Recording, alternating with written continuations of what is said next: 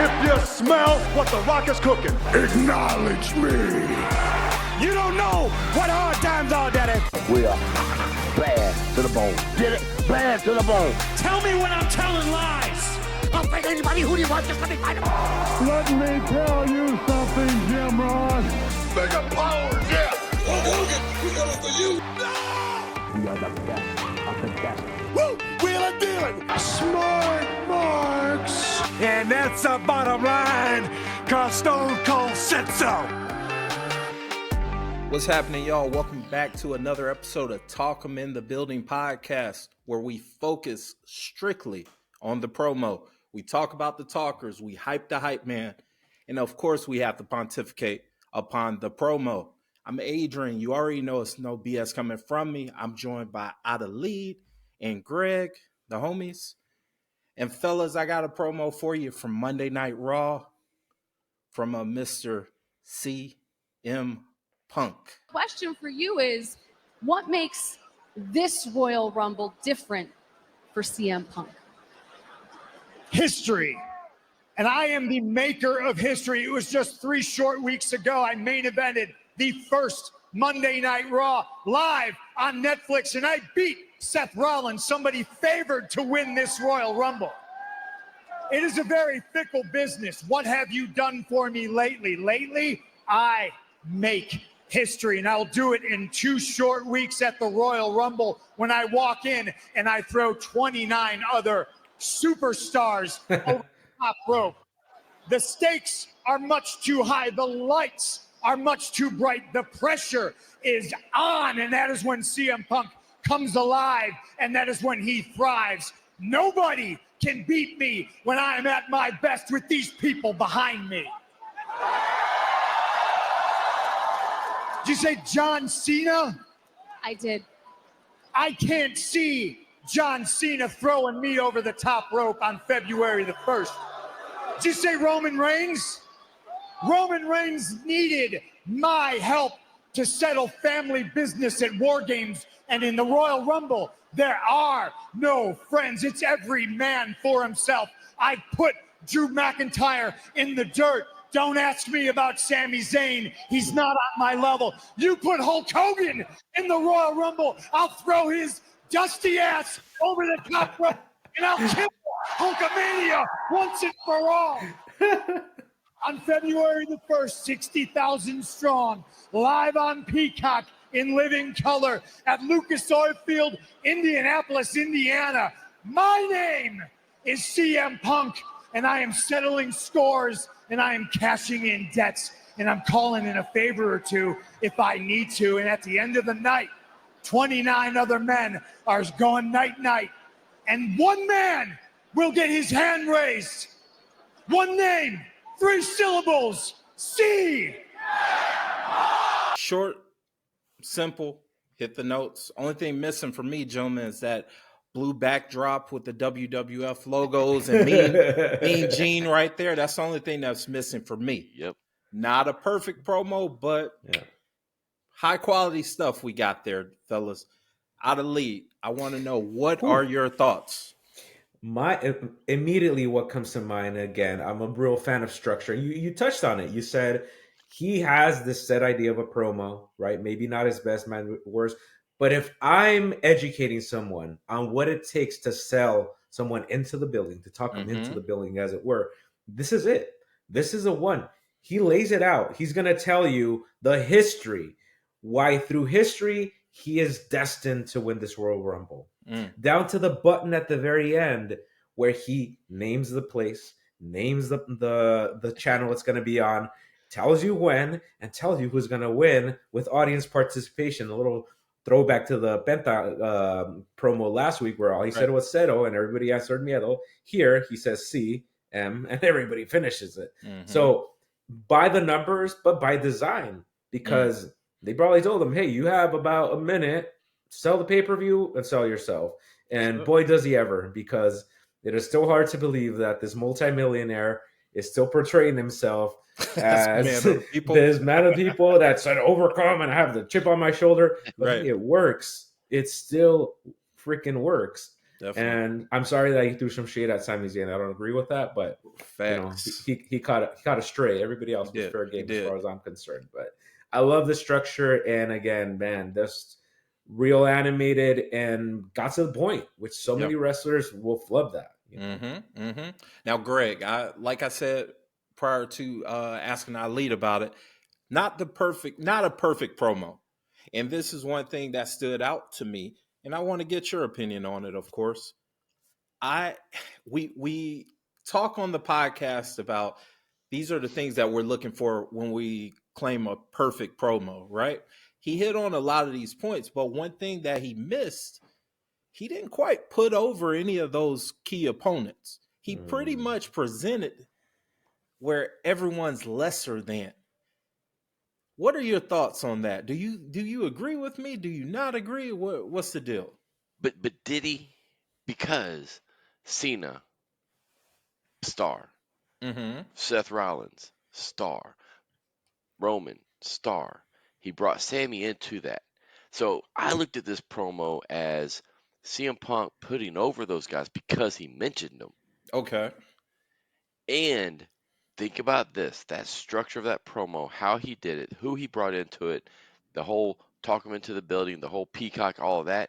It's because, in my opinion, Netflix is bringing in a different audience. This promo is perfect for that audience to know, wait, I think I might know who this guy is. Wait, he just talked about Cena and he elevated him. He just talked about Roman, he elevated him. He talked about Seth, he elevated him. And then he brought Sammy in. And so it's kind of like he has all of them in there. Then he talks about this is what I'm going to do. He was somebody, but by the end of that promo, if you didn't know who he was, which a lot of people watching Netflix don't, you're like, man, I like this dude because why? He mentioned these guys. He told me why I need to watch them. I like his energy. It was short, sweet, to the point, and that audience participation They were tells with me him. as a fan, Yep. he's somebody I need to pay attention to. So Those I were the love this points. promo. I loved how, and don't get it twisted. Who else? What other name did he bring in? Hogan. And that's And the reason, and that's calculated. yeah. Don't get it twisted by one stretch. Dude's smart. He knows that Hogan's been on social media for being booed and all that kind of stuff. Brings that name in there because the fans who have maybe new to Netflix or whatever, everybody knows that name. They do like it, Yeah, don't for like sure. it. I don't care. At the end of the day, he's still the most well known name ever in this Definitely. business. And the fact that he brings his name in there and says, "I'll throw him over in Hulkamania," it's And that type of thing that it's a throwback. I'm glad that you brought that up because that's what I want to ask you guys next. Bringing up Hulk Hogan around this time, all of this heat on Hogan through a lot of your modern fans, a lot of the people, right? Do you think that was a cheap? Was that a cheap pop? Was he going just for a cheap pop by throwing that out there? Like it's not going to be any payoff of him facing a Hulk Hogan. Like we know where Hulk Hogan is in this stage of his life. I mean, we saw it. And like you said, he's of arguably we've said this before. I'll say it to this day. The greatest professional wrestler of all time, all around for me. I'll continue it to this day. I don't agree with a lot of his ideologies, but when it comes to the person, that's who Hulk Hogan is. But do you guys think that throwing Hulkamania or the mentioning or the potential of him killing Hulkamania is what he said? Do you think that was for a cheap pop? I don't think it hurts. I mean, Okay. if we're talking about someone that's continually elevating himself and sees himself in that regard, obviously he'll never be on that level just Right. because of circumstance. For sure. But if you're trying to get yourself over, why not bring in the biggest star in modern wrestling and kick him while he's down, essentially, because that's what it is, for better or worse. Not an expectation. Right. And certainly something that a lot of us enjoy just because of circumstance. No, for sure. Again, I definitely pop like for that. I pop for that. But on that note, she's no mean Gene, but Jackie Redmond did her part, because even before she had that big mouth agape, oh my gosh, she brought up Hogan, they panned into Punk when she's doing basically the same reaction for Roman. So there's multiple times where she might have not seen it coming, but I have a hard time believing she wasn't clued in at least a little bit. That's a good point. All right, well, fellas. Oh, go ahead, Greg. Like I say, I think yes, it could be a little bit of a cheap pop, but at the Mhm. same time, he's smart. He knows that by me saying this, people are gonna talk. They're gonna put it in there, and if they put in there about are they gonna actually bring Hogan back? Or are they not?